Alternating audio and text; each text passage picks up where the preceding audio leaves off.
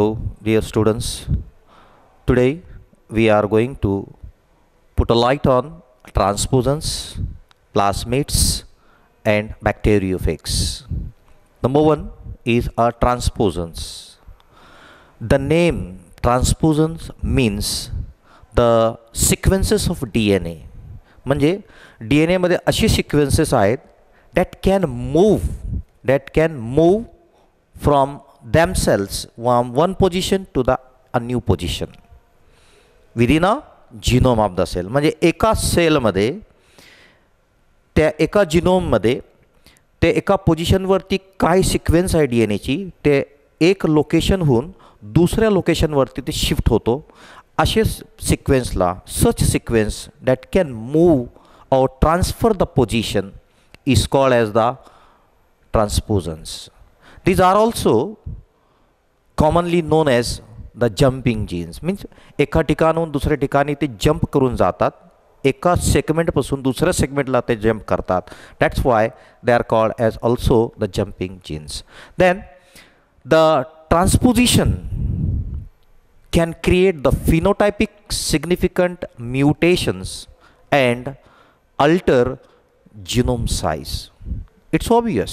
हे होणारच जेव्हा एका सेगमेंटपासून काही सिक्वेन्स ते दुसऱ्या सिक्वेन्सला दुसऱ्या पोझिशनला जेव्हा जाणार तर त्या ठिकाणी म्युटेशन होण्याचे चान्सेस आहे.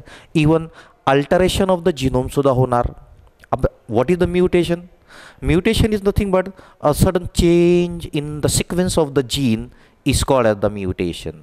अँड अल्टर म्हणजे काय? Alter means there is increase or decrease. किंवा ते एकतर मोठा होणार किंवा एखादा तुकडा निकडून एक ठिकाणहून दुसऱ्या ठिकाणी जाणार त्याला अल्टरेशन म्हणतात. तर ट्रान्सपोजिशनमुळे एकतर म्युटेशन होणार आणि अल्टरेशन सुद्धा जिनोममध्ये होणार. Then the transposon was firstly discovered in a maize plant bye Barbara मॅक्लिंटॉक. हा सायंटिस्टने त्याचा शोध केला आणि त्या मेज प्लांटमध्ये त्याने सर्वात अगोदर पाहिला होता. जेव्हा मेजचा जिनोम स्टडी केला इट वॉज व्हेरी शॉकिंग. मेजमध्ये 50% जिनोममध्ये हे ट्रान्सपोजपासून बनलेला होता. So you can see in the photograph the normal colour of maize we generally see. म्हणजे नेहमी जे कलर आपण पाहतो तो it is yellow colour. But here you can see the different shades of the seeds are there. Why? This shades are because of this transpositions which are observed in the maize. Then transposes they are also present not only in the maize. Later on studies नंतर काय अभ्यास करण्यात आला तर ते बॅक्टेरियामध्ये सुद्धा पाहण्यात आले. बॅक्टेरियामध्ये काय होतो? We know that in the bacteria there are the two genetic material. त्याचा स्वतःचा एक मोठा DNA मटेरियल असतो आणि ते सेल त्याचे रिप्लिकेशन वगैरे करण्यासाठी ते लागतो. पण त्या व्यतिरिक्त अजून एक छोटासा DNA असतो त्याला एक्स्ट्रा क्रोमोझोमल DNA म्हणतो आपण. That is nothing but the plasmid. It is observed in this process here transposons transfer the position from this plasmid from a chromosomal DNA to the plasmid and again back to the chromosomal DNA. आणि आपल्याला माहीत आहे की plasmid एक असा extra chromosomal DNA ज्या ठिकाणी त्यामध्ये काही जीन्सची अशी सिक्वेन्स आहे ते अँटीबायोटिक रेझिस्टन्ससाठी काम करतात, कोडिंग करतात. तर हे मेन DNAपासून जेव्हा ते ह्याला शिफ्ट करतो तिकडे ते कॉपी मारतो आणि मेन DNAमध्ये ते येतो. Means this helps for encoding the antibiotic resistance. आणि हेच जेव्हा टेक्निक सायंटिस्टला जेव्हा ही माहीत झाली तर त्यांनी multiple antibiotic resistant bacterial strain तयार सुरू केले. आणि because of this knowledge, because of this transposition in the bacteria. Not only in this, in primates. What is the primates? It's a group of animals mostly chimpanzee, gorilla, all and even human are included in this primates. So some of the primates they are having some repetitive sequence in the DNA repetitive म्हणजे D N एचं एक खूप मोठा लांब D N एचा strand आहे, त्या D N एवरती काहीतरी सिक्वेन्स आहे that is made from about 300 base pairs long, म्हणजे 300 न्यूक्लियोटाईडपासून बनलेला डी एन एचा तुकडा आहे, ते रिपीटेडली डी एन एवरती सापडलं. आणि त्यालाच that same sequence is called as a Alu sequences. म्हणजे ॲल्यू मीन्स हा जे ॲल्यू सिक्वेन्स आहे खरं तर एक बॅक्टेरियापासून हे नावाला आलेलं आहे. That name of the bacteria is Arthrobacter luteus. म्हणून that A for Arthro, Alu means for the that is the luteus. Actually this is one of the endo restriction nuclease enzyme which is secreted from this. Then we'll go for the types of the transposons. There are the basically two types of the transposon. दोन प्रकारचे ट्रान्सपोजन्स असतात. एक आहे retro transposon. Number 1 is retro transposon. Number 1 का आहे? This takes place position of transposition जी असते एका ठिकाणाहून दुसऱ्या ठिकाणी जाण्याची जी पद्धत आहे हे 2 वेळा करतो, 2 स्टेजेसमध्ये करतो. फर्स्ट आहेत एक तर from D N A to R N A, त्याला आपण बाय प्रोसेस ऑफ ट्रान्सक्रिप्शन काय त्याला ट्रान्सक्रिप्शन म्हणतात की from double two single standard formation केला जातो. देन पुन्हा आर एन एपासून ते रिव्हर्स काम करतो आणि पुन्हा आर एन एपासून बॅक डी एन ए तयार करतो. म्हणजे एक पहिली स्टेप कोणती आहे? ते डी एन एपासून आर एन ए तयार केला, म्हणजे त्यांनी काय केला कॉपी केला from D N A to R N A आणि पुन्हा ते कॉपी करून पेस्ट केला into again same back reverse करून डी एन एमध्ये. So this is the copy and paste methodology. Then second type of ट्रान्सपोजन is a D N A transposon. आता ह्या ठिकाणी थोडासा टेक्निक थोडी डिफरंट आहेत. काय टेक्निक? ह्या ठिकाणी 2 स्टेप नाही, फक्त एकच स्टेप आहे. डायरेक्टली डी एन एचा जे ट्रान्सपोजनचा पार्ट असतो त्या डायरेक्टली तो कट होतो आणि कट होऊन दुसऱ्या पार्टला ते लायगेट होऊन जातो, म्हणजे चिटकून जातो. आणि इकडे काय झालं? फक्त डायरेक्टली कट झाला आणि ते दुसरीकडे जाऊन पेस्ट झाला. So it is not having the copy and paste, it is having only the cut and paste. So हे second type of DNA transposons आला. Then we are going to discuss about the plasmids. What is a plasmid? Yesterday in previous topic also we have discussed what is the plasmid. Now in detail we'll put on light on plasmid. म्हणजे नेमकं plasmid काय ते पाहू. Plasmids are nothing but the small extra chromosomal double stranded circular form of DNA that replicates autonomously. That's very important point here. What is? First it is a small, secondly it is extra chromosomal. म्हणजे त्यांच्यापाशी एक separate त्यांचा chromosome आहे, याच्या व्यतिरिक्त एक extra आहे, separate आहेत extra आहे, त्याला एक्स्ट्रा क्रोमोझोमल. नंतर ते डबल स्टँडर्ड आहे, म्हणजे 2 स्टँडपासून तयार झालेला आहे. आणि it is a circular form of D N A. आणि प्रोकॅरियोटिक डी एन ए ते सर्क्युलरच असणार, स्ट्रेट नसतो, लिनियर नसतो. That's why it is have circular. पण हे एक्स्ट्रा स्मॉल जे डी एन ए आहे त्यामध्ये एक ॲबिलिटी आहे that is to replicate autonomously. म्हणजे ह्या ठिकाणी आपण पाहतो की एक मोठा डी एन ए, एक इम्पॉर्टंट डी एन ए, त्याचा क्रोमोझोमल डी एन ए, आणि हे एक एक्स्ट्रा आहे, म्हणजे हे मेन कंट्रोलिंग युनिट आहेत. म्हणजे हे मेन असूनसुद्धा ह्याची हेल्प ना घेता, त्याचा ऑर्डर ना घेता हे स्वतः आपली कॉपी तयार करतो. म्हणून त्याला का that's why it is called as that has the ability to replicate autonomously, self तो करतो. देन प्लाझमिड्समध्ये काय कॅरेक्टर्स आहेत, त्याचे काय वैशिष्ट्ये आहेत, विल डिस्कस दॅट. मग the most of the plasmids they are not required for survival of that organism in which they are found. म्हणजे इवन दो आपण पाहतो की काही बॅक्टेरियामध्ये प्लाझमिड आहे म्हणजे त्याला जगण्यासाठी ते प्लाझमिड असणे आवश्यक असा अर्थ नाही. कारण काही असे बॅक्टेरिया त्यामध्ये प्लाझमिड नसतो तरी ते बॅक्टेरिया जिवंत आहे. म्हणजे प्लाझमिड असणे गरजेचं नाही, त्याला म्हणजे जिवंत ठेवायला गरजेचं नाही. None they are found in bacteria also. Means plasmid are not only in bacteria, they are also found in yeast. म्हणजे बॅक्टेरियामध्ये सुद्धा असतात, काही ईस्टमध्ये सुद्धा आहे. इवन ऑकेजनली कधी आपल्याला काही प्लांट्स आणि काही ॲनिमल सेल्समध्ये सुद्धा ते दिसून आले. In bacteria it carry the genes related to the metabolic activity and allowing the carrier bacterium to survive and reproduce under unfavourable conditions. हे इम्पॉर्टंट पॉईंट आहे. म्हणजे ज्या बॅक्टेरियामध्ये हे प्लाझ्मिड असतो त्या बॅक्टेरियात तो त्याला अँटीबायोटिक रेजिस्टंट एकतर हे देतो, नंतर सेकंड तो त्याच्या मेटाबॉलिक ॲक्टिव्हिटी त्याचा इम्पॉर्टंट रोल करतो. मेटाबॉलिक म्हणजे काय, काहीतरी सिंथेसाइज करणं किंवा त्याला ब्रेक करणं, हे मेटाबॉलिक रिएक्शन असतात. त्या दोन्ही रिएक्शनमध्ये हे काम करणारे जीन्स ह्या प्लाझ्मिडवर. आणि सर्वात इम्पॉर्टंट म्हणजे त्या बॅक्टेरियाचं रिप्रोडक्शन करण्यासाठी लागणारे जे जीन्स आहेत, सेल डिव्हिजन करणारे जे जीन्स आहेत त्या प्लाझ्मिडवरती असतात. आणि ते कोणत्या कंडिशनमध्ये, इन अ अंडर फेवरेबल कंडिशनमध्ये. Okay, this are the some important. Then plasmids आपण पाहिलं की रिकॉम्बिनंट DNA टेक्नॉलॉजीमध्ये प्लाझ्मिडची गरज असते. व्हेरी इम्पॉर्टंट रिसर्च झाला आणि त्याच्या साहाय्याने आज कितीक नवीन रिकॉम्बिनंट किंवा जेनेटिकली इंजिनियर्ड प्लांट्स तयार करण्यात आले, ॲनिमल्स करण्यात आले, काही मेडिसिन्स तयार आले, अँटीबायोटिक्स प्रिपेअर करण्यात आले. आपण एक्झाम्पलसुद्धा पाहिले.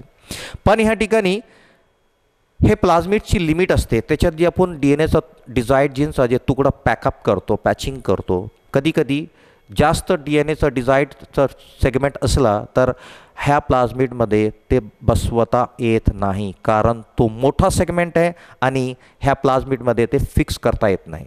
म्हणून हे नॅचरली म्हणजे आपल्याला बॅक्टेरियामध्ये सापडणारा जे प्लाझ्मिड आहे ते सफिशियंट नव्हता. म्हणून आर्टिफिशियल प्लाझ्मिड सारखा एक स्ट्रक्चर तयार करण्यात आला. दॅट आर्टिफिशियल स्ट्रक्चर इज नाव called as a cosmid. So what is the cosmid? Cosmids are nothing but the plasmids only.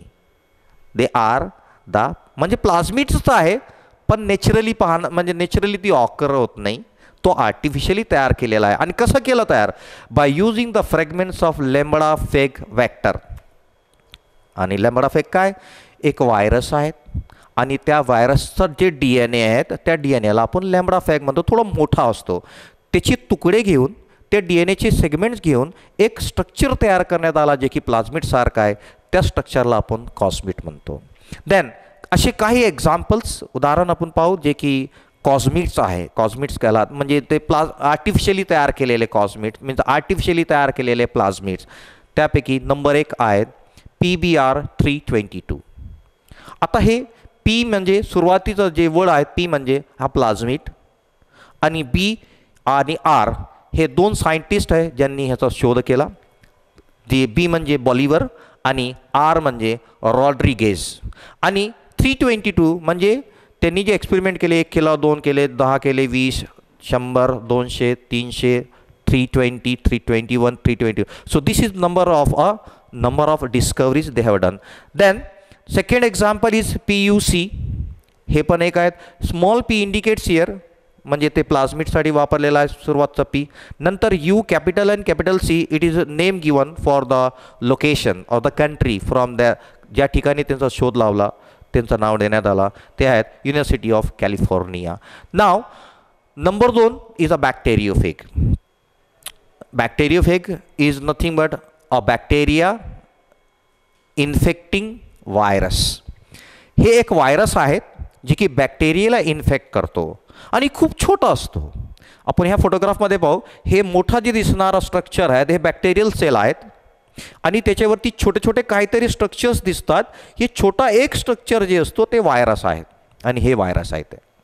म्हणजे एक असा व्हायरस जे की बॅक्टेरियाला इन्फेक्ट करतो त्या व्हायरसला बॅक्टेरियोफेग म्हणतात. आणि जेव्हा आपण त्याचा शब्द पाहतो बॅक्टेरियो म्हणजे बॅक्टेरिया, फेग मीन्स टू एनगल्फ म्हणजे त्याला काहीतरी इन्फेक्ट करणारा, काहीतरी त्याला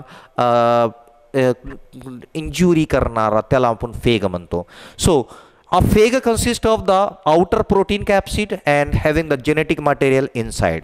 आता हे व्हायरसला जेव्हा आपण स्ट्रक्चर पाहतो तर स्ट्रक्चरमध्ये बाहेर आपल्याला एक त्याला कॅपसारखा स्ट्रक्चर दिसतो. तो स्ट्रक्चर खरं तर एका प्रोटीनपासून तयार झालेला आहे, त्याला आपण प्रोटीन कॅप्सिड म्हणतो. पण आतमध्ये हे प्रोटीन कॅप्सिडमध्ये एक इम्पॉर्टंट मटेरियल त्याचा जेनेटिक मटेरियल ठेवलेला आहे ते असतो आतमध्ये. म्हणजे कॅप्सिड एक प्रोटेक्टिव्ह स्ट्रक्चर प्रोटीनपासून तयार झालेला आपल्या जेनेटिक मटेरियलला सेफ करण्यासाठी आहे. नंतर हे जेनेटिक मटेरियल जे आतमध्ये कॅप्सिडमध्ये असतो, आता भरपूर व्हायरसेस आहेत, बॅक्टेरियोफेगसारखे भरपूर आहेत, पण प्रत्येक व्हायरसमध्ये हे जेनेटिक मटेरियलचं स्ट्रक्चर थोडा वेगवेगळा असतो, डिफरंट असतो. कसा आहे, काहीमध्ये ते SSRNA म्हणजे काय, सिंगल स्ट्रँडेड RNA असं असतो, काहीमध्ये डबल स्ट्रँडेड RNA. अरे नेहमी तर आपण जेव्हा पाहतो तर RNA सिंगल स्ट्रँडेड असतो, पण ह्या व्हायरसेसमध्ये सिंगल स्ट्रँडेडसुद्धा आहे आणि डबल स्ट्रँडेडसुद्धा RNA आहेत. आणि थर्ड प्रकार जे आहे तर सिंगल स्टँडर्ड DNA, म्हणजे नेहमी तर DNA डबल स्टँडर्ड असतो, पण ह्या ठिकाणी DNA हे सिंगल स्टँडर्डमध्ये सुद्धा दिसतो आणि even it is in a double standard. आणि ते नेहमी जे DNAचा प्रकार जे असणार, एकतर ते स्ट्रेट असणार, लिनियर त्याला आपण म्हणतो, सरळ असणार, किंवा सर्क्युलर असणार, म्हणजे एक त्याचा एंड दुसऱ्या एंडला जोडलेला असणार, ते सर्क्युलर झाला. हे दोन प्रकारचे त्यांची शेप असणार. Then phages are much smaller. सुरुवातीलाच म्हणलो मी की starting they are very smaller in size as compare to the bacteria, म्हणजे बॅक्टेरियाप्रमाणे ते खूप छोटे असतात. देन बॅक्टेरियोफेग हे cloning of single genes is done successfully by using the plasmid. म्हणजे जेव्हा आपल्याला एखादी डिझायर्ड जीनला क्लोन करायचं, क्लोन म्हणजे काय, त्याची कॉपी तयार करणे, एक कॉपीपासून भरपूर तयार करणे. जेव्हा एक कॉपी आपण भरपूर करणार, एकच जीनची करणार, तर त्यासाठी प्लाझमिड उत्तम आणि सफिशियंट आहे. पण जेव्हा जास्त आहेत, लार्जर DNA मॉलिक्युल्स आहे, तर प्लाझमिडमध्ये ते फिक्स होत नाही, प्लाझमिडमध्ये करणं शक्य नाही. त्यासाठी दुसरा पर्याय पाहिजे आणि ते आहेत लॅम्बडाफेगमधला DNA. त्यालाच म्हणतो आपण lambda phage DNA. Examples of the phages असेच व्हायरसेसचे जे आहेत, तर त्यामध्ये M13 एक example, second is a lambda phage DNA. हे दोन एक्झाम्पल्स आहेत, ते क्लोनिंगसाठी वापरतो आपण. The portion of phage DNA required for packing in the capsid is retained and virulent portion is deleted. Why? So that our desired gene can be loaded on that section. So I will show you the diagrammatically how it can be on a just have a look here on the board. So if it is a lambda DNA, this is the DNA and this is one desired gene. हे एक माझी desired gene आहे, एवढीच gene आहे, मला इकडे fix करायचा. पण ह्या व्हायरसचं जे DNA आहे, त्या DNA वरती अशी काही जी जीन्स आहेत ते तिला कॅप तयार करा. म्हणजे कॅप म्हणजे काय, हे तिची कॅप्सिड हे करण्यासाठी लागणारे पण जीन आहे, तर हे डिस्टर्ब न करता हे जीन सोडून टाकायचे. नंतर ह्याच्यात व्हायरस जे व्हायरुलंट जीन असतं, व्हायरुलंट म्हणजे एखाद्या सेलमध्ये पेशीमध्ये जेव्हा येतात त्याला डिसीज करणारा जे सेक्शन असतो, डिसीज करणारा जे पार्ट असतो जेनेटिक मटेरियल, त्याला तेवढाच खुडून टाकायचा, तेवढा कट करून टाकायचा बाय यूजिंग द एन्झाइम्स, आणि नंतर हे पार्ट त्या ठिकाणी लावायचा. म्हणजे बाकी जी इम्पॉर्टंट जीन्स आहेत, जे व्हायरसचे स्वतःचा अस्तित्व ठेवण्यासाठी लागणारे, त्याचं स्ट्रक्चर ठेवण्यासाठी लागणारा जे जीन्स आहेत, ते त्याला डिस्टर्ब न करता फक्त तेवढेच व्हायरुलंट पार्ट्स काढून टाकायचा. आणि ते कापल्यानंतर आपले जे डिझायर्ड जीन आहेत, आपली पसंतीची जी जीन आहेत, आपल्याला जे जीन पाहिजे ते जीनचा तुकडा त्या फ्रॅगमेंटमध्ये लोड करून टाकायचा. देन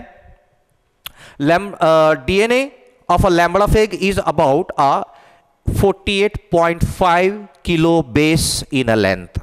म्हणजे नेहमी आपण जेव्हा हे फेगची DNAची लेंथ पाहतो तर ते 48.5 किलो बेस पेअर, म्हणजे 48 बेस पेअरपासून तिची लांबी म्हणजे एवढी लांबी आहेत.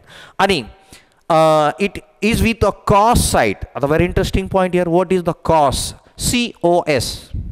Cos means the cohesive end site.